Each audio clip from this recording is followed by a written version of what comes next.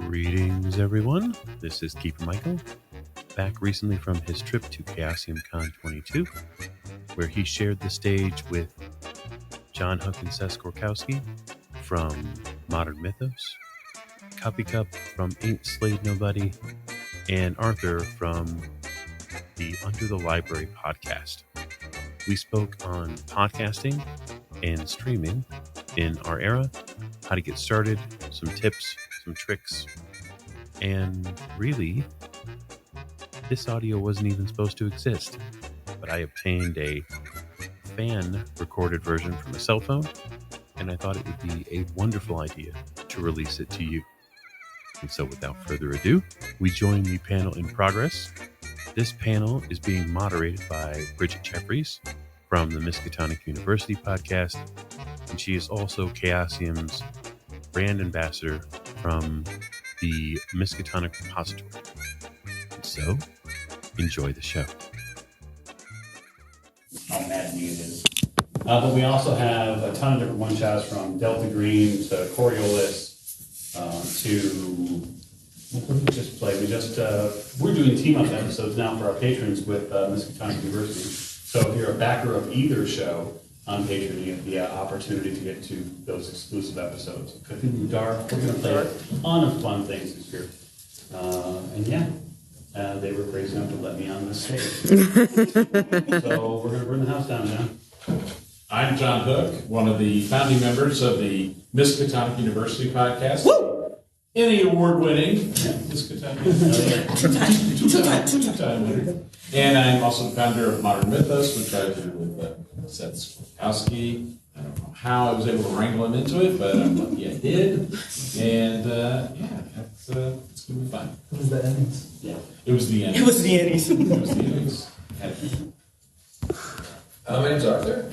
I am the producer of Under the Library, and we're pretty new to the space too. We're on episode 40 of our weekly show. It is mostly a homebrew. Our keeper's there in the back.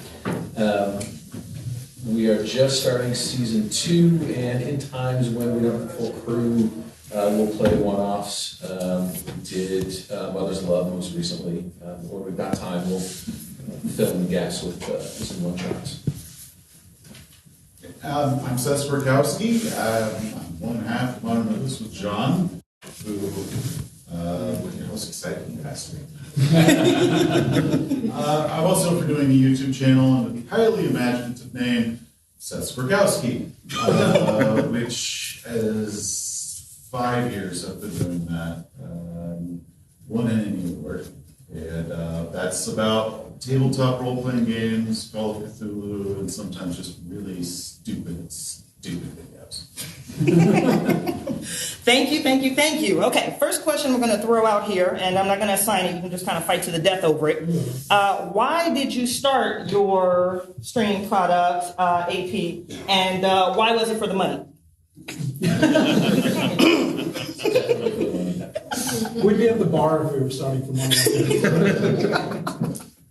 But we're just throwing it. I'll go first. Go ahead. All right. So we our original cast.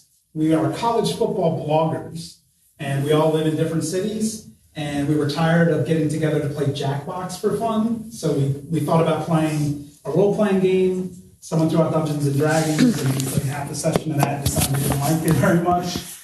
So I come from a lifetime of loving horror, and I was kind of looking into different systems that were available. And I'm a marketing professor, so I was looking for podcasts that didn't have much going on in the space. So there was a lot of Call of Cthulhu, but there was no Down Darker Trails at the time, which was relatively new. So I like the Old West, I like horror, and one of our cast members worked at Fangoria, and I was thinking, we could maybe get something going here. One thing that really helped me from podcasts that have been around a long time is I went back and listened to their first episode, and all of them apologized for quality. So I didn't want to do that. Every single one had we're sorry, quality's not good, skip to season 6. And so I committed from the beginning to saying our season 1 is going to be listenable. So I put a lot of work into season 1, into producing it. And now that we're producing season 2 at a higher level, I look back at season 1, I'm like, I need an apology. I kind of got away from the question, but we really just did it so that we could continue our friendship in a fun way, playing an interesting game together that wasn't Jackbox. So that's it. Now I want to actually play Jackbox. So the old ways started out with a group playing a ton of different games. It actually started before pandemic time, so 2019, but the gaming group itself that makes up Mass is a group of people I've been playing with for about 25 years. We are long-form campaign role players at our heart. We do not do a ton of one-shots just because we get super invested. And so I just took that and started dropping electronics and started recording people and driving my wife crazy with cabling and whatnot. And I kind of said, hey, listen, we're going to do this thing. And the larger game group that I had at the time, we were playing Star Wars. And it was like 8 people at the table, and you've got all sorts of types of different players, people that are like, yeah, just let me know when my turn's here. And so I kind of had a conversation with them. I was like, hey, listen, we're doing this Call of Duty thing. I think we're going to record it. I don't know that you're a perfect fit for it. And that's a friend-to-friend conversation that was very tough for us. But it hollowed out eventually into the core group of people that became the podcast cast. And then we just started recording it. And we do have an introductory line that says, we're really sorry about the first Oh my God, I was actually thinking about it. I'm so sorry. But it's about the first 5 episodes, to be fair. It's not the first 6 seasons. We're not in 6 seasons. And although by our release quantity, you might think we are. So that's where it started, right? We cranked the engine up and we just didn't stop. And that's where we're here today. The Miskatonic University podcast started. Dan Kramer was the founder, and he put on jobsoff.com. He put a call out for people who wanted to podcast. Now, I had done a little bit of podcasting in the comic book realm, and it was just silly stuff. But I was like, I love Call of Cthulhu, and feel like I talk a lot if I get the room for it. So I answered the call. Murph answered the call, and we created that, and that's been going on. We're celebrating 10 years now. 250 episodes. I left last year just because the schedule was just outrageous. I mean, you guys are still producing twice a month, right? Yes, sir. Yeah. Yeah, that's too many for me. So I had to scale back and do something monthly. And so that's when I got the idea to change horses and do something with on my own and just call it something else. And I was going to go with Modern Mythos. And I actually talked to Mike Mason. I was like, I want to do this other podcast, but I need a partner. Do you have any ideas? He was like, you should ask Seth Skorkowsky. And I was like, all right, so how is this going to work? I'm like, I think I'll just say, I just want you to show up and talk, and I will do all the other work, right? Whether it means farming out to somebody else, but you won't have to do a thing. And so, and then there was the animal sacrifices. It worked. Then, of course, as soon as it worked, Seth was like, I could also convert our audio shows, and I'll put it on YouTube for us. And I'm like, okay, he's going to pick up the baton and do some work, but that's awesome. And now we're celebrating our first year. We're closing in our first year. We're strong, so it's going to be fun. So we've been in gaming groups for quite a while. We've got a group of folks who've been playing D&D for 8 years. And when the pandemic hit, we all started meeting online. I'm sure everyone else did. And I've been involved in podcasting for 8 or 10 years. My wife has a very popular podcast in the birth space. And I started engineering her show when she created it. I teach podcasting at the high school level. And so we're very comfortable with the space. And we thought, we're already meeting online. Do we want to just record this thing and put it up? So we started doing that. And it's interesting that you brought up the apology question. Today, the keeper and I of our show were walking across the street to get lunch, and while we were walking, we were talking about, when we started this show, we didn't really know what we were doing. We were pretty good at the engineering part and the audio quality part, but we tried to do Twitch at the same time. And that put a ton of pressure on us, time-wise, and it was just stressful. And it actually took some of the fun out of the game. And about 6 or 7 episodes in, we said, you know what, screw this. Nobody's watching us on Twitch anyway. Let's get rid of this. And then we suddenly started getting a lot more comfortable, and the show actually got better. So we had a conversation. What, should we put up an apology episode? And I had that conversation today. And I still don't know what the answer is.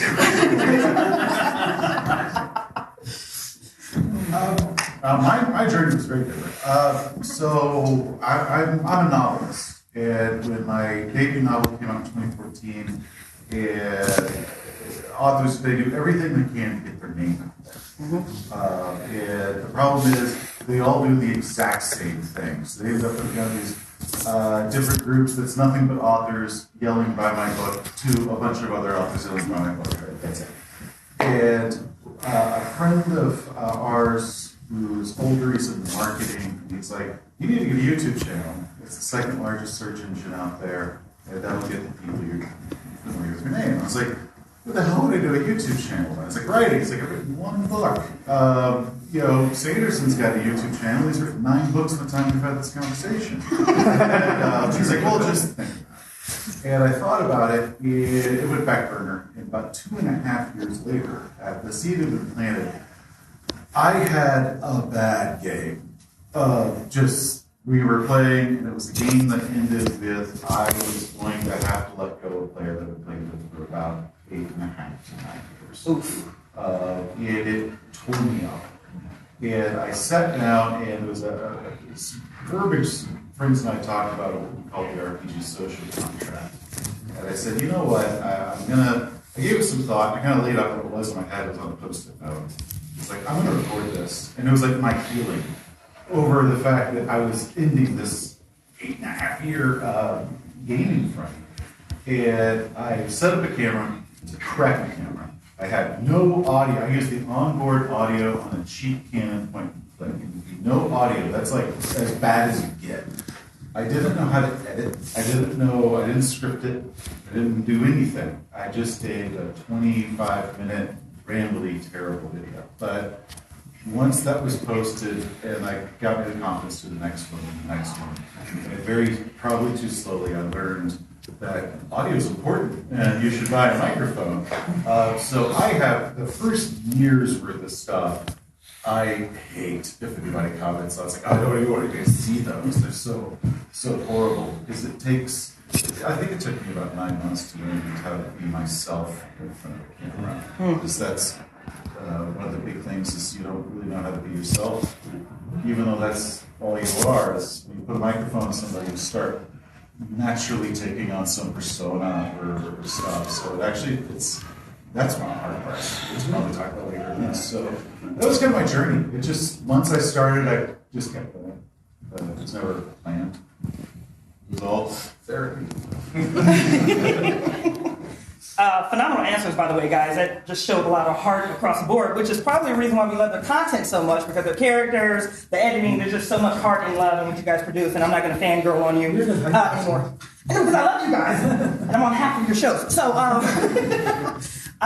Seth, we're actually going to talk about technology, why headsets are the devil, what type of mic you should use, what do you need to get started. But I do want to wrap back around to another question that was brought up is, how do you choose what your platform is? How did you choose between Twitch? You said nobody was watching somebody on Twitch, or how do you choose between YouTube or podcasts? Like, when you're going, I want to share my imagination with others, how do you choose your engine? You want to start with Seth and work back this time? I love that. Yeah. Well, it's the second largest search engine. I don't really listen to podcasts. I do a ton of audiobooks. I'll do YouTube, and since I notoriously don't work with people, Jon actually is kind of a magic case where I actually work with a partner. I decided I was going to do just a one-man show, which is how so much of my shtick became me working with myself with cheap mustaches. Because And they're great. we always agree on who handles the workload. And me. So that was mostly just, because I wanted to do YouTube. Yeah, I didn't think of it the way most people thought it was. That's why I don't have a cool, catchy name. You know, I chose my giant Polish last name. That was smart. It's become cool. It's evolved. They misspelled it.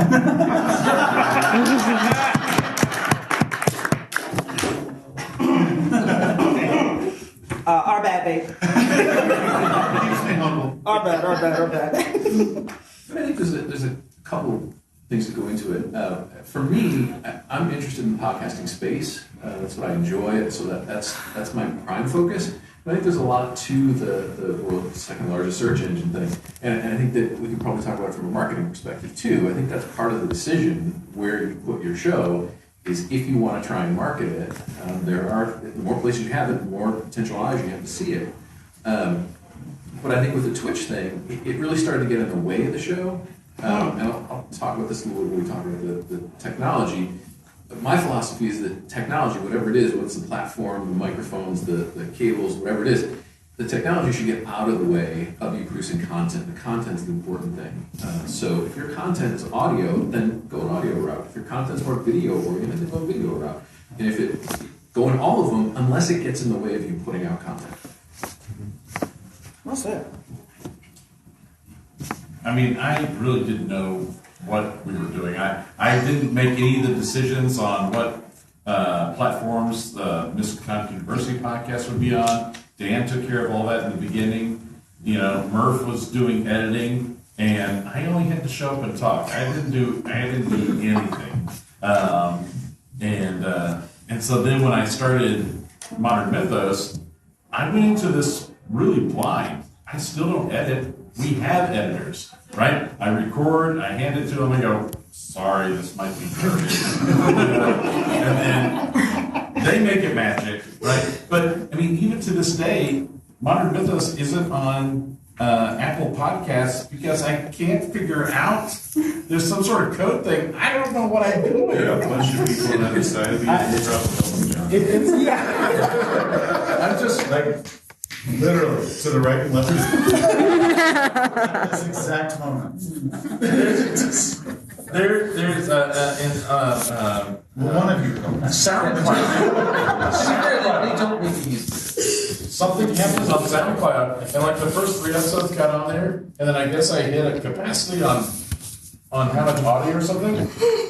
Every month I get an email from SoundCloud saying, there was an error uploading your file. I'm like, yeah, I know. So I'm on Spotify. Just the idea that you sounds like Did I mention 2 innings in 10 years?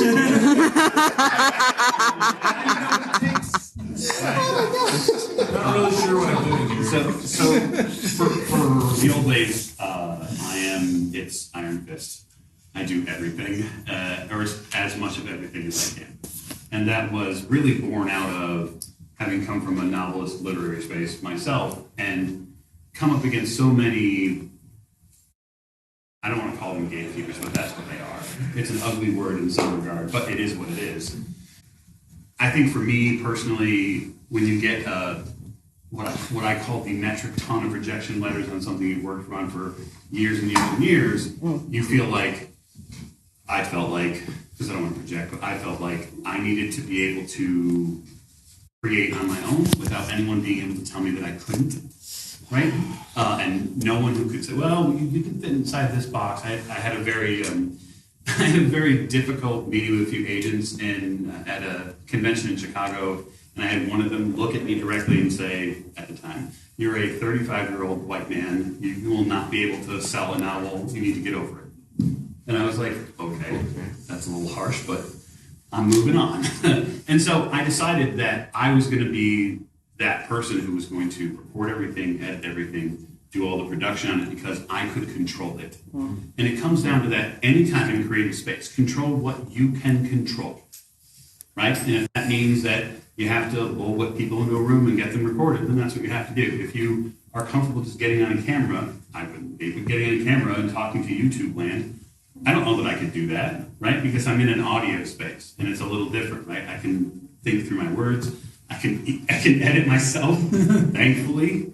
for anything I might mess up, but the technology space, much like what you talked about, do what you are comfortable in doing. And we didn't move to YouTube, we didn't move to Twitch to do anything visual because it's really an element we did not want to have to mess with.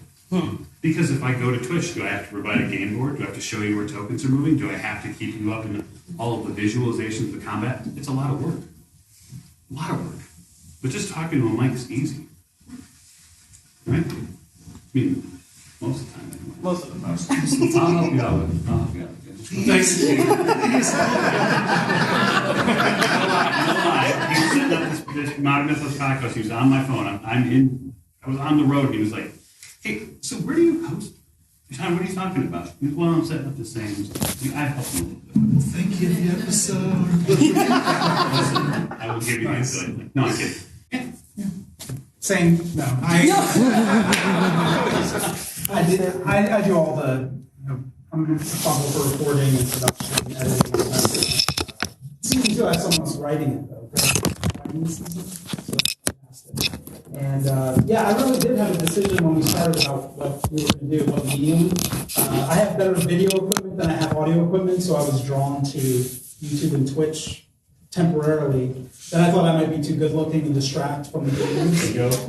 No, but we had done podcasting before, and I was really worried about the video equipment of the players to do a Twitch stream or to do a YouTube game, and I didn't want to buy it. Yeah. Because we weren't making any money. We were just starting from scratch. I knew they all had Yeti microphones because they'd done podcasting, and I felt like that was kind of the minimum threshold of quality that I could accept as the person running this thing. And that's what we did. Season 1, we recorded, they all had Yetis, and I had a real expensive mic, so I could sound like I knew what I was doing, like technically. But yeah, I think that one thing we've done now is, so we do Twitch for one-shots.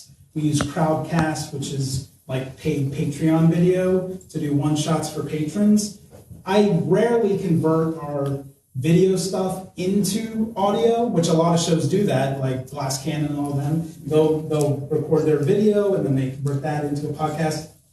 Our audio podcast is heavily produced, and I don't want to put any reins on that by playing live and having to keep certain things, cut other things. I don't want the audience to be like, oh, that was a silly decision to cut that part out. So I try to keep the audio like pure, like it's just you only hear the director's cut is what you're hearing. That's the produced version, and I like to have that level of control. Our Twitch stuff is like way funnier, and that's why, because I cut out a lot of humor and like silly moments at the table from our produced show, because I think it keeps the audience engaged in the story. But ultimately, I think it's about what your goals are. If you are dynamic on camera, if you have like this natural woo that's just going to project over Twitch, then do Twitch. See what other shows are on Twitch. Maybe there aren't any shows playing whatever game it is you want to play. Go look at podcasts, and if you want to play like Masks, you might see there are a lot of shows playing Masks. So maybe there's another forum that doesn't have that, or maybe you just want to choose a different campaign. But as a marketing professor, I will tell you, go see what's in the market first before you decide, because if monetization is on the table at all, you need to know what you're competing with for ears or eyes. And it's helpful to do that before you get started, before you commit to a 120 episode campaign. So, yeah. Is that it? Just 120? Oh, sorry. I'm like taking a lot of accidental shots at my phone. No, they're not. I did say I was going to start being. You did. That's fine. So I'm going to kick this question back over to you. And just from a personal experience, when I started with the Miskatonic University podcast, I had a headset. And they were sweet enough to send me a microphone, so I at least sounded a little bit better. And then when I joined Ain't Slay Nobody, Cut sent me, I'm not going to put a dollar, but a lot of boxes arrived from companies I didn't know with boomsticks and windscreens and other shit that I can't pronounce. And I still don't actually know what it does because of the quality that this show requires. So we want to start. What's our basic technology setup? What are you guys recommending? What are things we need to look into? What's our price point? And go. Yeah. When I started, I had a Logitech headset with the mic here. I just threw that thing away. I used that for 2 years. It wasn't until MUP went to Gen Con at 2014 that Dan Kramer gave me the microphone that I use still to this day, which had a headset and all that stuff. But yeah, I mean, I got away with, and no apologies, I got away with a Logitech. And one Eddie's thing. Yeah, and one Eddie's with it. That's right. Yeah. Now, I think it's important to note that the minimum standard is going up every month. Like now the new shows, the shows with low budgets have good audio. So if you're going to start today with a headset, a lot of people will turn it off during the first episode just because the audio quality doesn't meet their minimum standard. I would recommend going and listening to shows, figure out what your standard is, and then send the keeper or whatever game it is, send them a note and say, hey, I like your audio. What do you use to record? And then compare that to your budget. Everyone's going to tell you what do you use to record. And if your budget's Yeti, then it's Yeti, if that sounds good to you. If your budget's Shure MB7, which is a little bit higher, then that's your level. If your budget's higher than that, then I want to work with you. That's right. That would be fantastic. Let us know. So I guess for our show, we started at a living room table, living dining table with a task cam. Don't do that. But what we grew into was Yetis, and then from there we grew into where the studio now is, 70s and racks and the whole 9 yards. If you're starting out though, a good Yeti is fine. I want to talk about beyond the microphone though, because I think it's 10 times more important. I'm sorry, can you define Yeti a little more? Because Yeah. there are multiple Yetis. There are. So you're using a lot. I've been doing podcasting industry for a while, but I know what you're talking about. I'm not sure everybody else does. So Yeti is a company. They make microphones. And there are several different models that Yeti will sell. There are models around about a $99 to $120 price point. Right? Sometimes they're called Yeti Blues. Yeti also makes a snowflake microphone, which is a little circular snowball microphone. I had a cast member who used one for a year and a half, and the biggest difference in what I'm getting to is the room you're in. So like your microphone could be amazing, but if your room treatment or the type of place that you're sitting in, recording in, is terrible, you're never going to get what you want out of that microphone. So I would caution you about getting on your phone and running on Amazon and download a $300 microphone because you want to be a podcaster, right? Think about the space that you're in. I have players that record in their closets, and they sound fine because it's about the room that you're in, right? So we can talk about space and bagging and stuff like that, but we started out with people in closets with moving blankets around them because what I care about is your voice. If I'm not putting you on camera, then all I care about is getting the best voice I can get. And you can get good audio from a simple dynamic microphone as long as you're prepared to, sit around your clothes or maybe one of Seth's trench coats or... Yeah, there are ways to do it. Again, like Cup said, find out what your price point is. Tell me what you're willing to spend. And message me anytime you want. I'm happy to, we'll go through the whole thing. I'll show you where we started out rig-wise. I'll go to where we went then and then where we are now. I'm happy to share that information because there's no reason it should be closed off. It shouldn't be gate-kept from you, in my opinion. Yeah, I think you're dead on with that last sentiment. And like I said earlier, I think it's all about the content. And while I would love to be able to use a 7B, I can't. We do not have that much money. So my mic is that one you got right there. The Shure SM58. It's a great one. It's one of the best mics ever made. And it's $100. So It's also durable as hell. Exactly, yeah.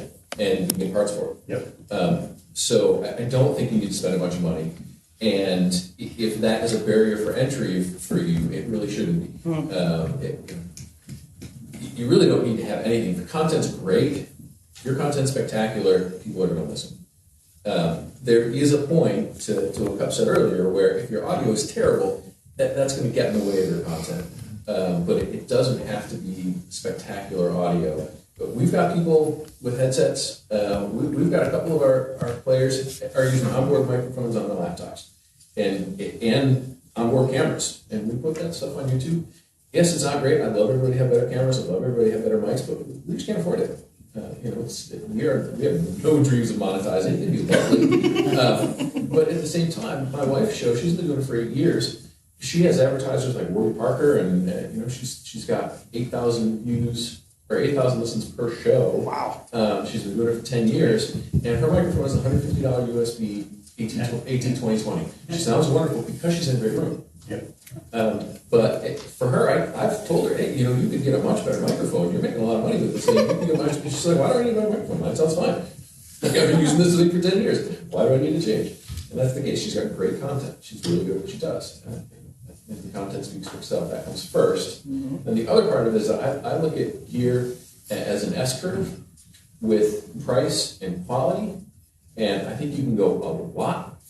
You can go far up that curve with a little bit of money, and then you start going up, and then it really tails off. Yeah. And I think that tail off is right about the 7B and the audio voice. Those are really the top ones. And then when you spend a ton of money, you're not really getting any difference. No, you're going to start nitpicking between sound engineers at that point, Yeah, right? They're exactly. like, oh, well, you're at this frequency, and you're at this frequency, and this is here, and here's your level, and it's like, okay, yeah. Exactly. What he's getting at, and rightly so, is your listeners will not be able to tell the difference after a certain point. So do not spend your money on it. You don't need a $3,000 Neumann mic to run a podcast. And anybody who tells you they do, stop listening to that. They're selling you a microphone. Correct. They also happen to have Here's the link. Here's the link. Right. YouTube is going to be very different. Audio is more important than video on YouTube. That doesn't sound like that should be the case, but it's absolutely the case. If you want to film off your phone, awesome. I did up until 2 years ago. The only reason why I stopped is Android did some sort of update to where anytime I move my hands, because I like to talk with my hands, that autofocus would grab my hands and rip away, and my face would start doing that. So I then updated to a pretty low-end Canon 50, and it has a feature, it locks on my face and I won't let it go no matter what the hell else goes on. And that was all I wanted. But audio is the most important. I use a lapel mic. I use a Rode SmartLab, and that was because it was a lapel mic. It's got great reviews. It worked off of a phone because that's what I used as my camera. And then when I upgraded to a real camera, I had to get this stupid little converter thing because the jacks are all goofy. And the reason that I used that instead of a shotgun is I live in the landing zone of DFW Airport. Oh, God. 15 miles, right? Oh. Especially if there's clouds, because that sound bounces off clouds, and those planes sound like they are hovering directly above me for long periods. And a shotgun will go right past me, hit the window behind me, and you hear every airplane coming in. So I wanted something that really just focused on the audio around my head and would pick up very little of anything else. So that's the reason for my setup. And I think that might be getting close to the end of its lifespan, and I'm going to be buying another lapel mic because while certainly the shotguns pick up a lot better quality, still pick up the quality of that one neighbor that's got a lifted truck that occasionally likes to roar past and all the damn airplanes. But with video, you just want a good camera. You don't want your camera to be noticeable for being bad. That's literally it. But you want good, clean audio and lighting. I tried a lot of different setups. So if you watch, like I go through harsh lighting, too little lighting, stuff like that. I picked up a light kit on Amazon for $50. It's got 2 umbrellas, and I'm wonderfully content with it. So it doesn't have the same standards that stuff like podcasts do, because podcasts is pure audio. And I guess in their circles, the standards have raised. Well, with YouTube, you get so many regular people that just grab their phone. It was like, "Well, YouTube, let me tell you how it is. Let me tell you how role play." That it really keeps the average standard.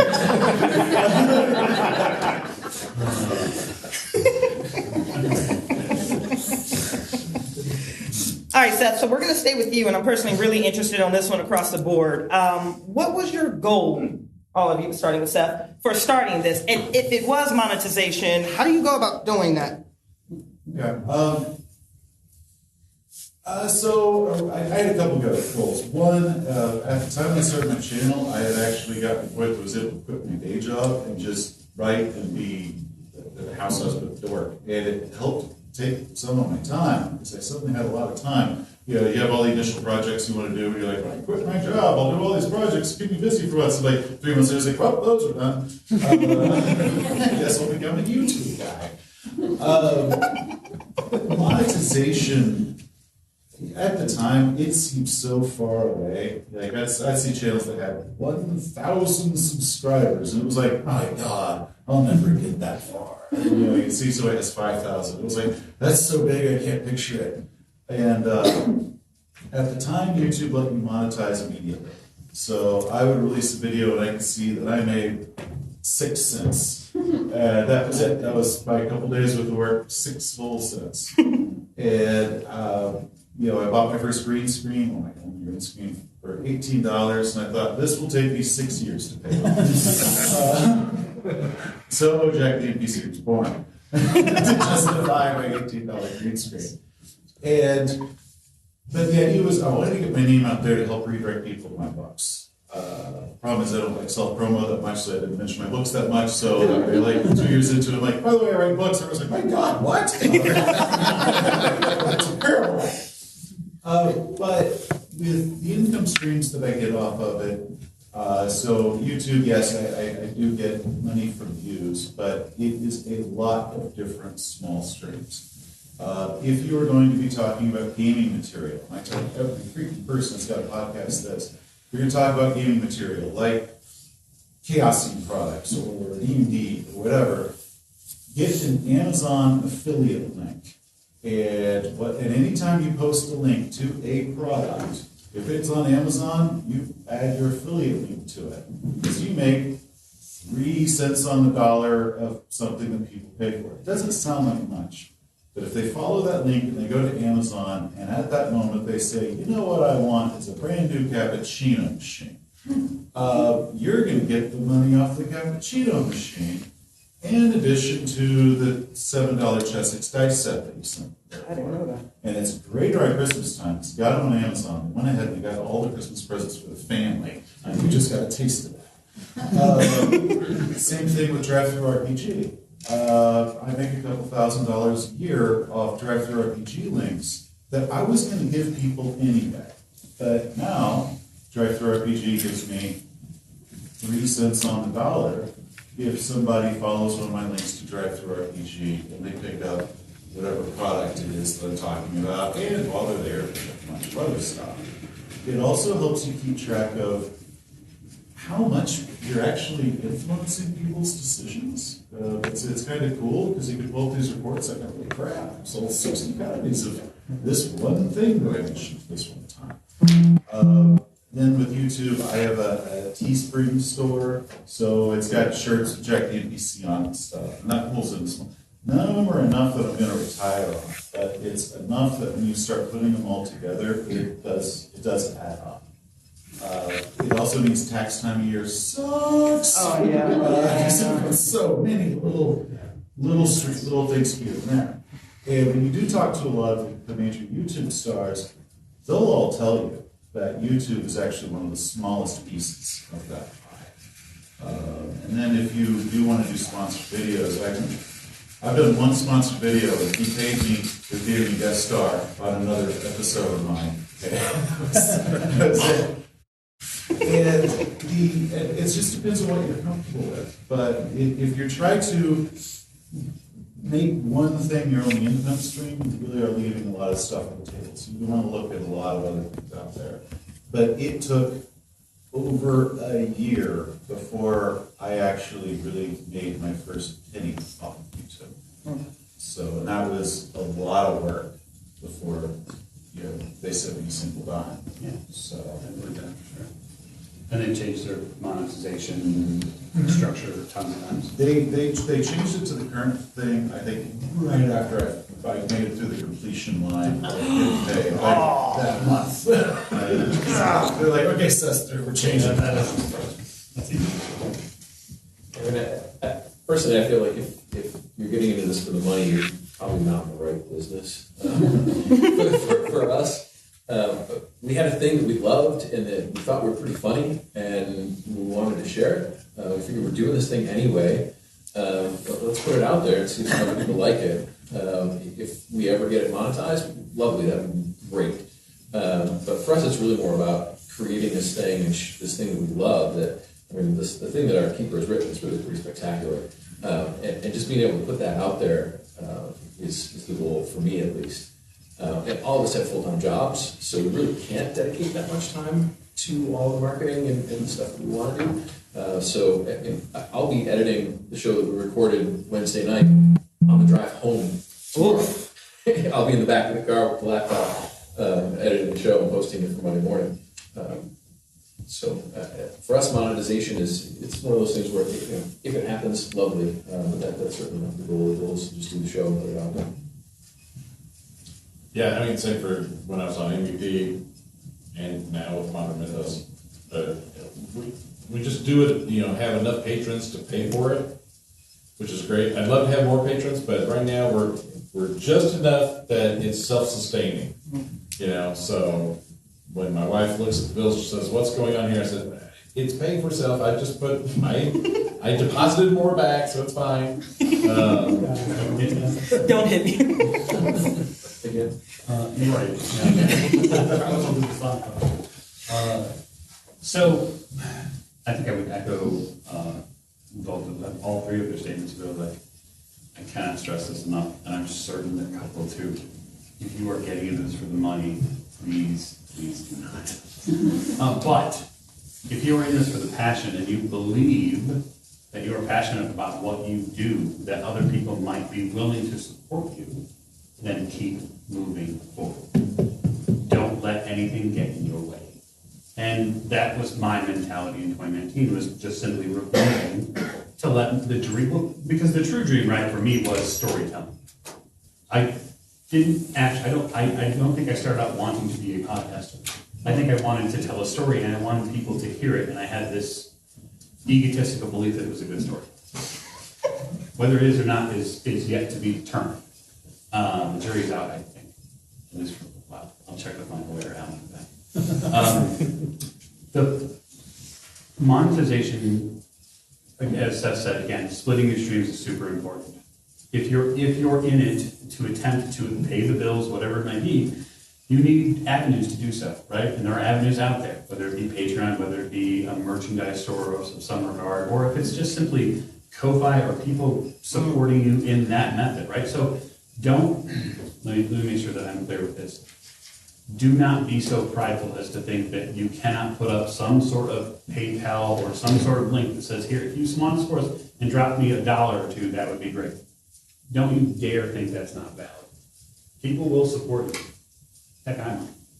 The point is, you have to give people those avenues. So somebody sitting in this room, I will happily call out because I love the man. John Sumrow helped convince me to start my own page. Because if you do it, you know nothing else people are willing to support. We've got almost 100 Patreon supporters now, and I feel like it's a huge boost. It's wonderful to see meet people, to interact with the show in that regard, and be able to give them something back. And so just like he told me, I will tell you, if you don't put it up, they can never give you that money that they want to.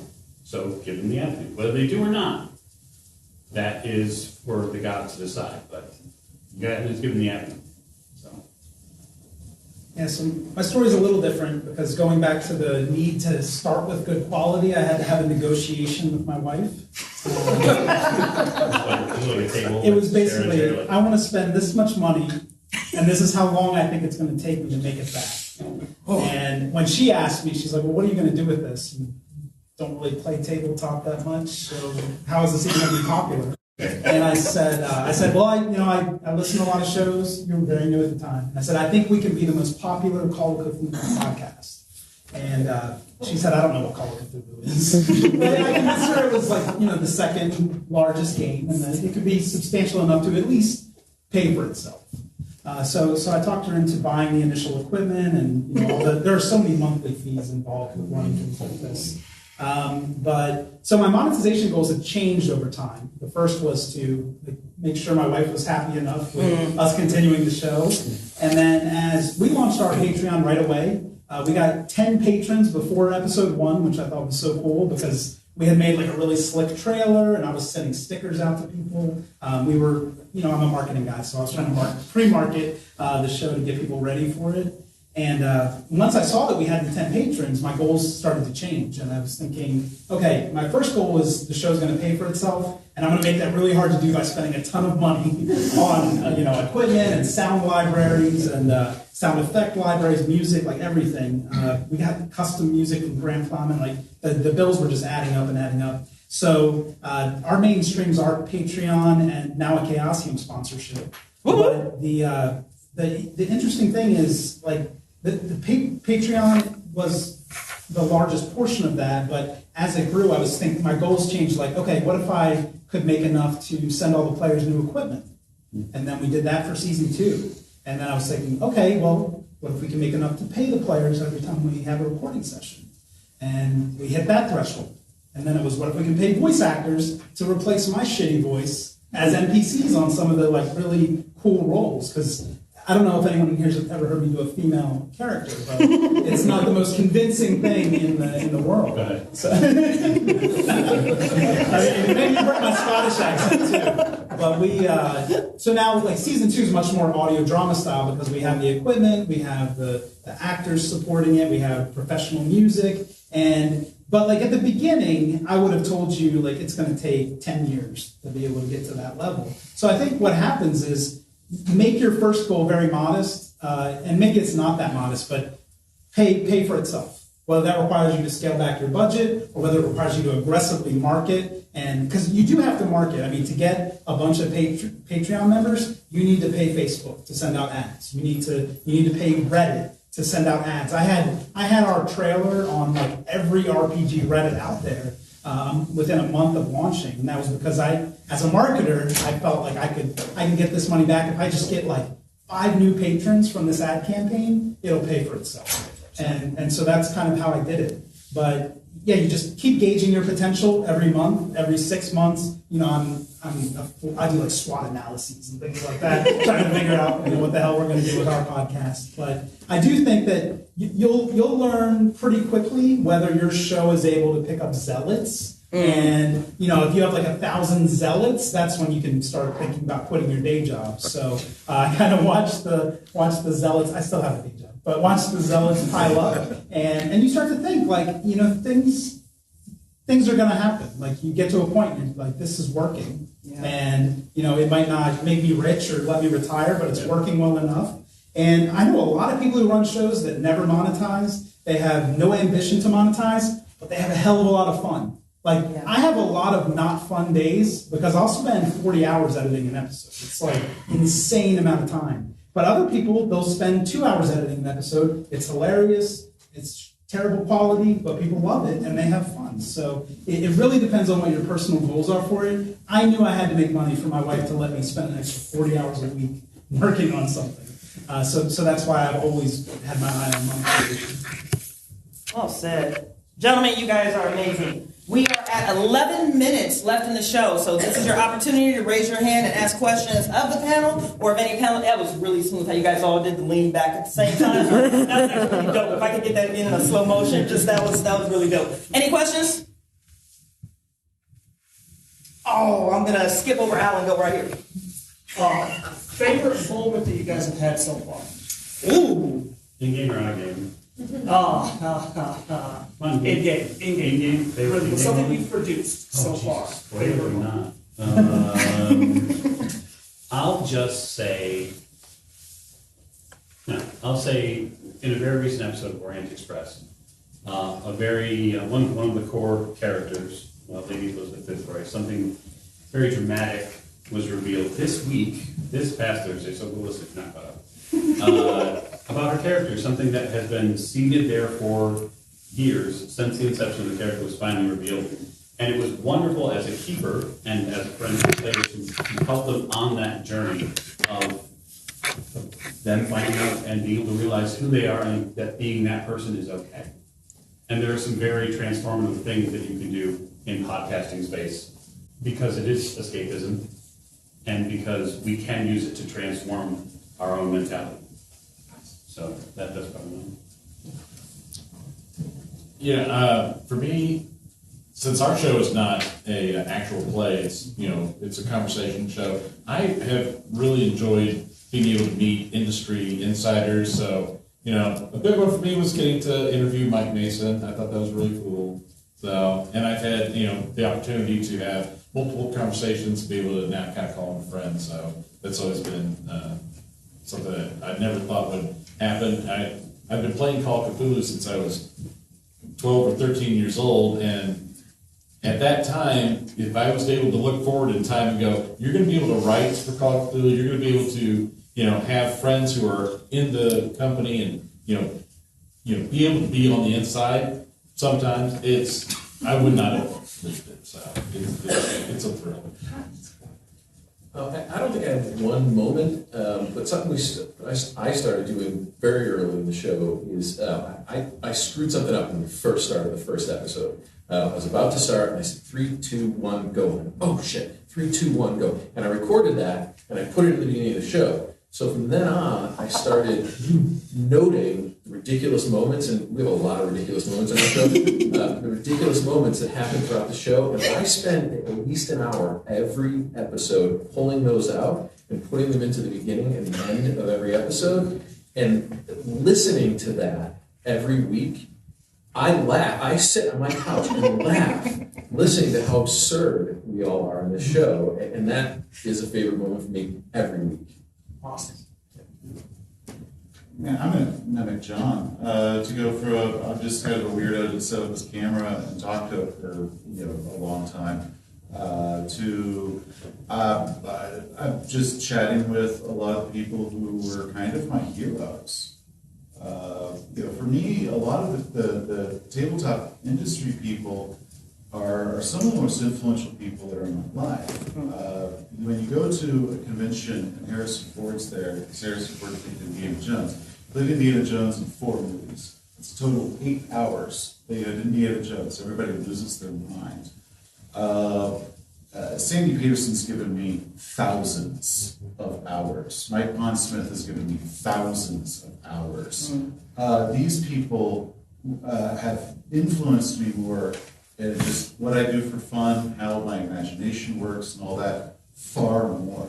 These are very, very impactful people, and to suddenly be able to just sit down and chat with them and go to an industry event and have them know who I am. But Jesus, that's the dream of every kid that ever walked into a game shop the first time. So for me, that's mine. I'm like John, I'm just like a little fanboy. I'm like, who's that baby? Mine's very fast. So Killing me? Sorry. Mine's very Trying fast. to kill me? In our very first episode ever, our first session, the guy Wes Davis who plays Jeremiah in our show, I had staged this gun shootout where people were shooting from both sides of a bridge, and he pulled out his 45, and in his old prospector voice he said, "I'm going to turn that guy's femur into mist," and I was like, God, that's a brilliant line. And it became like the line for our show. Like, I'm going to turn his femur into mist. And like, femur mist is our thing. I almost got femur mints made for the expo booth here. But I was like, holy shit, these people are funny. Like, we're on to something. This could really take off. And we always go back to that moment. Great question. I think that was a great question. Al, I know you had your hand up now. But what? How? Oh, okay. Oh, I got it. Go ahead, Allie. So, as far as like where your starting point is and where you've made it, how like the escalation for where those goals are going, is it a big leap of faith when you start moving further up? I think the comment about if you're going to go into like monetization, it's probably not what you're going to do. So for me, it was kind of like tiny little increments, followed by weird mad rushes of trying to catch up, followed by long periods of tiny little increments. And a lot of it was having people tell me that I made it further than I realized I had, because a lot of it I still don't feel. I don't know how to feel any different, so I don't really have that level of incremental goals, I guess. It's like, they're not flying me around the world yet, so I guess I haven't made it. Still I think, so if you're talking about it from your perspective of if you're gonna start a show, is it a big leap of faith? I don't think so. And I think that when, like Cup was talking about having investment and starting off at a certain level of quality, I think that's a different mentality than most people who are gonna start shows. And I have a lot of respect for it. I really wish I could have done it. But I heard a quote a long time ago from one of those sort of power investor guys, those people who writing books about marketing, not necessarily marketing, but startups.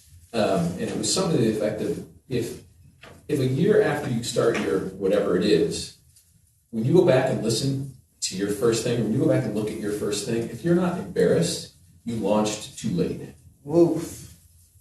Right? So it just started. Whatever that, there's no barrier to entry to do this. If you've got a thing you want to create content, just do it. And whatever happens, happens. As long as you're enjoying the process, it really doesn't matter.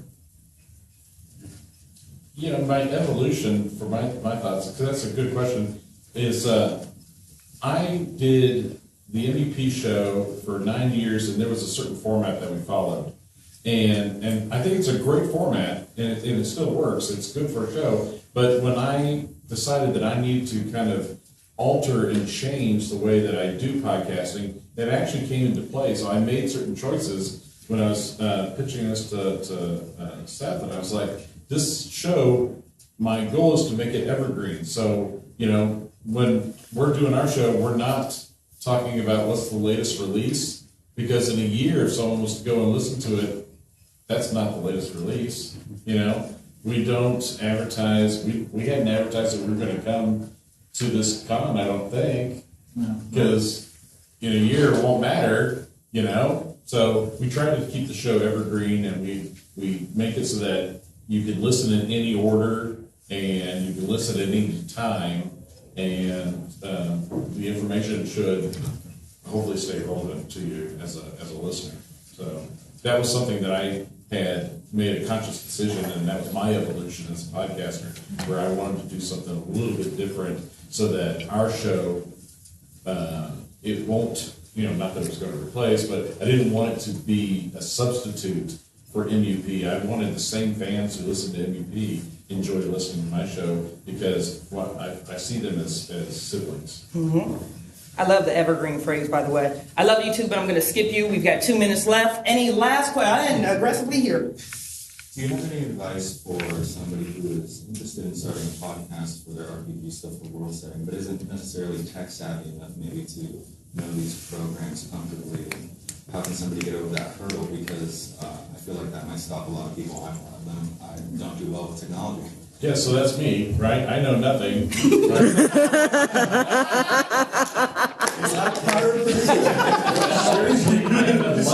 I know nothing, and my job is in IT. I don't know how I got there. Oh, God.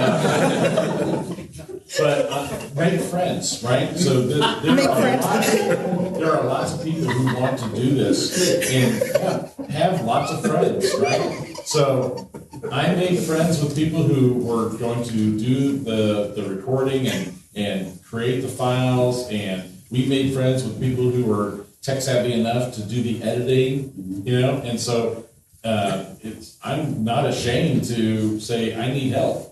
And I just start meeting people and making friends, and if I have to bake goods, I'll learn how to bake or something. Once it's low back, right? It's got to be keep that bar low. Yeah, and much like he said in his intro, when you think about it, right? Muffs won 2 Emmys, and it did so. Its impetus is Dan putting an ad on a forum, right? And so it isn't like some marketing team at Amazon put a powerhouse trio together. It's a forum post. It doesn't necessarily have to come from any specific place, but opportunities multiply as they are seized. So if you have a vision for something, there's likely somebody out there that might have, maybe they're not great behind the mic. Maybe they're not a great communicator. Maybe what they are a technical wizard. And they might be interested in doing it because they want something creative to work on, but they're not a creative person in and of themselves in that space. And you can work that symbiotic relationship with them. So I'm making the assumption that, that you're at ChaosiumCon, that you're a role player, right? And so if your podcast is going to also be about role playing, find other role players who are also still interested, because they're going to like the content that you're doing, and they want to have some help in order to do that. And Seth and I, when at the end of our show, every episode, we thank all the people who really help us put this together. We thank our editors, we thank our amazing artist, John Sumrow. He's a brother from another mother. So don't be afraid to just start expanding your family and get people to surround you and have this team, to do it. And then you can just be the guy that shows up and talks like you. There are also a lot of tools that can help you if you don't know text, so we can catch up after since we're out of time. Like Zencaster can help you with recording. The script, you can edit text transcripts instead of editing audio, which a lot of people like to do. So there are tools. And YouTube. All the information you could ever want exists on YouTube. You will have to spend a lot of time watching things and finding the common threads, because people are going to have their own techniques. Yeah. But when you find those common threads, then you've got a meet. But yeah, I'm sure any of us, I would be happy to talk to you about it. I'm sure anyone would be happy to talk about it. Every creative medium has an online community. Whether Yeah. it be Reddit, whether it be Facebook, whether it be whatever. Join those communities, because they're going to be full of people who are very experienced, people who have no idea what they're doing, some people who have a little bit of experience. And a lot of them are very eager to help out other creatives in that department. So you can get on there. But like they're talking about microphones, like what microphone should you? It's like, well, you need to have a $3,000. But they can also help you get some of the programs that are more user friendly for you to start off with, so you can work your way up to one of the super deluxe expensive ones you have to be a true producer to know how to use. So get involved in those communities. Any creative medium you want, there is an online community somewhere that would love to chat with you and help you do that. So that's my big advice. Beautiful. Guys, you are amazing. Thank you. Please give yourselves a hand as well. Thank you for being engaged and awesome. And Bridget. Woo! I really love you guys. I really do. All right, one more time, panelists, starting with Cup. Where do we find you, baby? All right, AintSlaveNobody.com or AintSlaveNobody on your favorite podcast app. And in turn, theoldboyspodcast.com or the Old Boys Podcast on most platforms out there. Or scan our QR codes. Yep. It's so fancy. That's why over there. Modern Mythos, Libsyn.com. SoundCloud too. SoundCloud, no. Seriously, help them. And we are underthelibrary.com or Under the Library wherever you use podcasts. Well, other than Modern Mythos with John here, Seth Skorkowsky on YouTube, just that's it. You have to learn how to spell Search it. for any Start SK and let YouTube do the rest of the work. Sometimes depending on what else is out there. And or on Twitter, S Skorkowsky, or I'm usually rambling about whatever bad movie I have to be watching. Ladies and gentlemen, thank you very much. Enjoy the rest of your time.